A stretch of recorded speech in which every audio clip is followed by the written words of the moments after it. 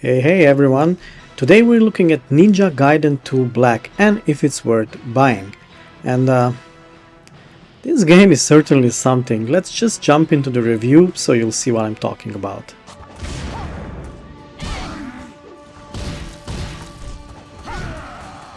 Ninja Gaiden 2 Black isn't actually what the name says. Apparently it's Ninja Gaiden 2 Sigma, which is a different game.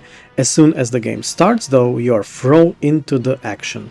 And the action continues throughout the game, where you'll spend the majority of time slicing and dicing your enemies. Just like a chef. Don't forget to subscribe and like the video. Next goal is 1000 subs in the next 2000 years. Don't be mistaken though, the game is hard, and while there is difficulty options, you'll still get absolutely styled on by your enemies, be it mobs or bosses, and sometimes the camera. Combat is absolutely the shining star of this game. It's fluid, chaotic, and painful, in a good way. And when you finally get the combat, the adrenaline rush is amazing.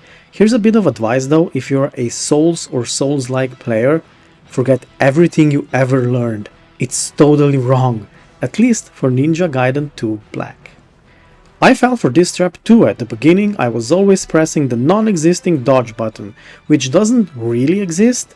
There is kind of a dodge button while pressing block, but your muscle memory will try to screw you over. Just like your ex. But when it finally clicks, wow, this is probably one of the most enjoyable combat system I have ever seen. Every weapon you get is viable and you can choose the style you like the most.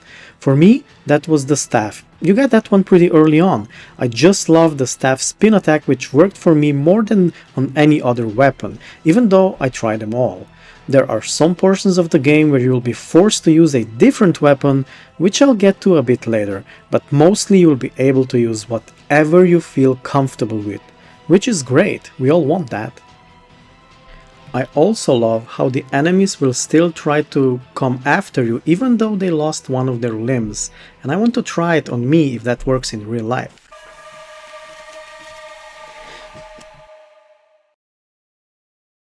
So I wouldn't recommend it, but luckily for me, goblins can regenerate limbs. While I did praise the combat a lot, there's a couple of things I didn't exactly love. First is the camera can sometimes really make you think things over, like your life decision which led you to this moment in time. Secondly, boss battles. I'd say they're a bit of hit and a miss. Some of them are really good and I enjoy them a lot, while others are not on par.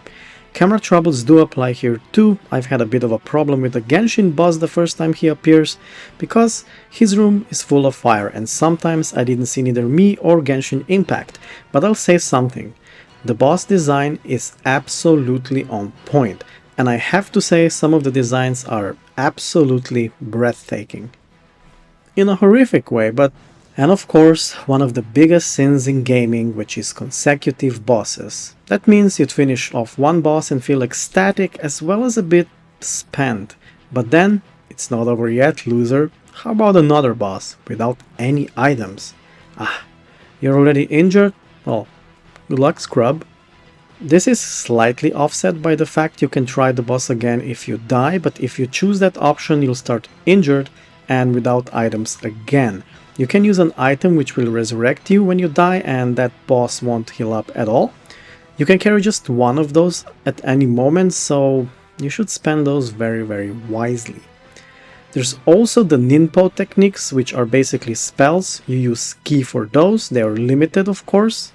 You can find, I believe, 4 of those chargers, and you can unleash pretty strong spells of choice upon your enemies. For some reason, those seem to miss a lot on the bosses, even though I swear they hit, but the damage was 0. I don't know if the game works like that or it's just me being stupid, which is entirely possible. Last but not least, there's Ultimate, which you can charge and unleash, and they are absolutely amazing. But again, with the bosses it's kind of weird. For me, only last hit seemed to be doing any damage at all, which made me just use normal attacks for bosses because my normal attacks were faster and did much more damage. Overall though, you'll get over the issues pretty soon because of the combat. It's ecstatic and it's high octane action and you will absolutely love it.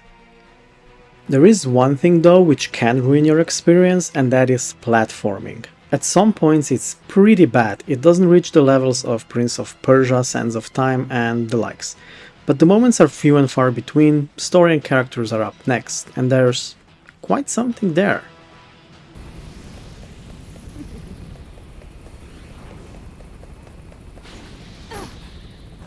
Yes, there is a story here. It's not exactly deep, but it's good enough for this kind of game. And of course we get the ladies.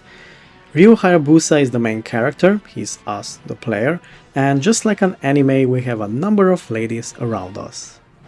Remember when I said you can't always use the weapon you want? Well, you get to play some of the chapters with the said ladies, which use their own weapon and ninpo spells. Those parts are pretty good and not for the reason you think.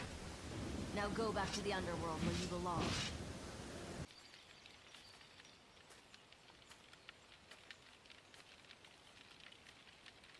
I mean, not entirely anyway. They are written pretty well. Out of all of them, I liked Ayane the most for no reason at all. I just like her moveset, okay?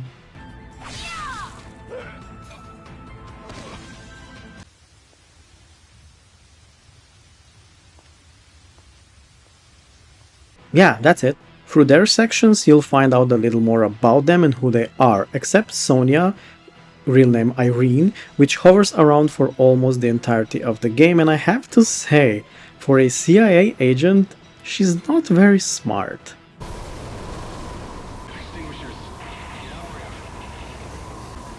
We made it. Ryu, we're going down! I'm no aircraft engineer, but I think we'll be fine, Sonia. Speaking of side characters, my absolute favorite is the announcer on the Flying Fortress.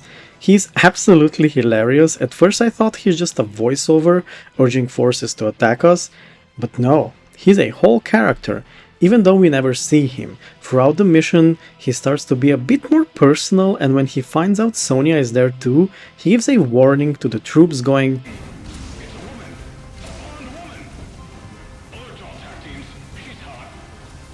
I don't know why, but for some reason I found that insanely funny.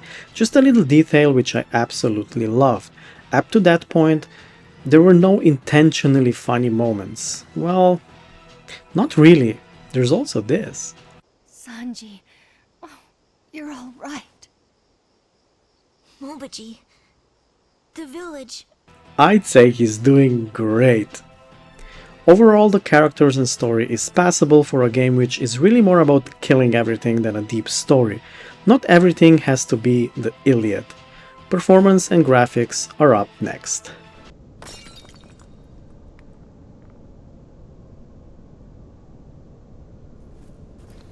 For the most part, the game ran pretty well on my current system, which is AMD Ryzen 7 and a 4060 GPU. Sometimes I did notice drops and maybe a micro lag, but nothing that would make the game unplayable. I was pleasantly surprised almost no issues appeared in combat, even though there were a lot of enemies on the screen, so very well done here. Graphics are good too, especially the scenery when you get the chance to observe it, of course, which you'll do, so do it. I particularly like the Italian-like city, which was a mix of Venice and Rome, and to my delight this area ends in a full-on Colosseum battle. How cool is that? Well done here too, nothing to complain about.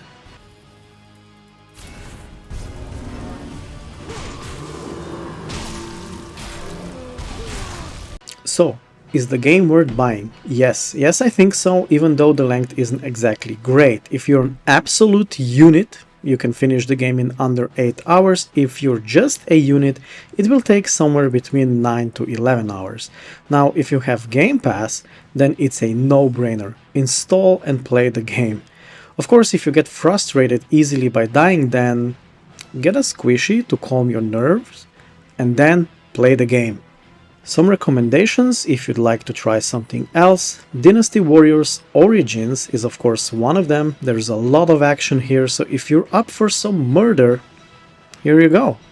And even though it's a pretty different game, if you'd like something more story-oriented, Ghost of Tsushima is always a great time and an absolute beast of a game. So this was my opinion on Ninja Gaiden 2 Black. Am I right? Am I wrong? Am I a complete loser? Comment down below. Don't forget to like and subscribe. Until next time, Goblin out. Bye!